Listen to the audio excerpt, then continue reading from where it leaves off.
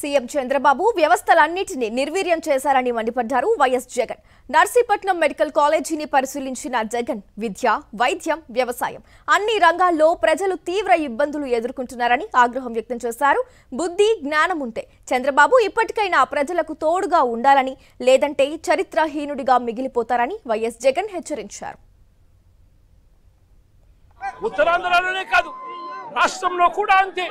స్కూళ్ల నిర్వీర్యం, fee reimbursement ఇయ్యరు, చదువుల నిర్వీర్యం, హాస్పిటల్లు మూసేస్తా ఉన్నారు, ప్రైవేటుకు అమ్మేస్తా ఉన్నారు, ఆరోగ్యశ్రీని ఎత్తేశారు, ఆరోగ్య ఆసరా తీసేశారు.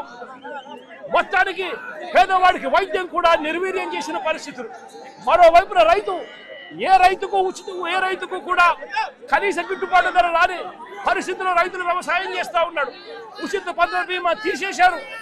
రైతుకు పెట్టుబడి సహాయం కింద అన్నదాత సుఖీభావ కింద 20,000 ఇస్తామన్నారు. 2 సంవత్సరాలు కలిపి 40,000 ఇస్తామన్నారు. ఇచ్చింది కేవలం 5,000 రూపాయలు ఇచ్చి రైతును రోడ్డున పడేశారు. సమయానికి ఇచ్చే ఇన్పుట్ సబ్సిడీ ఈరోజు ఇవ్వకుండా పోతా ఉన్నారు. ఆర్బీకేలు నిర్వీర్యం చేశారు. ఈ క్రాప్ తెరమరుగైపోయిన పరిస్థితిలో రైతు వ్యవసాయం కూడా దిగజారిన పరిస్థితిలో ఈరోజు రైతు బ్రతకలేని పరిస్థితిలో ఈరోజు రాష్ట్రం కొనసాగుతా ఉంది. మరోవైపు చంద్రబాబు నాయుడు గారు చేసిన సూపర్ 6, సూపర్ 7 మోసాలకు ప్రజలు తల్లడిల్లుతా ఉన్నారు. అంతవరకు వస్తా ఉన్న పథకాలన్నీ రద్దు చేశాడు. మా ప్రభుత్వంలో ఇస్తా ఉన్న పథకాలన్నీ రద్దు చేశాడు. మరోవైపున సూపర్ 6, సూపర్ 7 పూర్తిగా మోసం కింద మారడంతో ఇవాళ పేదల బ్రతుకులు, రైతుల బ్రతుకులు, మహిళల బ్రతుకులు, పిల్లల బ్రతుకులు, చదువుల బ్రతుకులు మొత్తం కూడా రోడ్డు మీదకి వచ్చిన పరిస్థితిలో ఇవాళ రాష్ట్రం ఉంది. ఇప్పటికైనా బుద్ధి, జ్ఞానం ఏదైనా ఉంటే మనిషి అనే వానికి మార్పు అనేది చాలా అవసరం.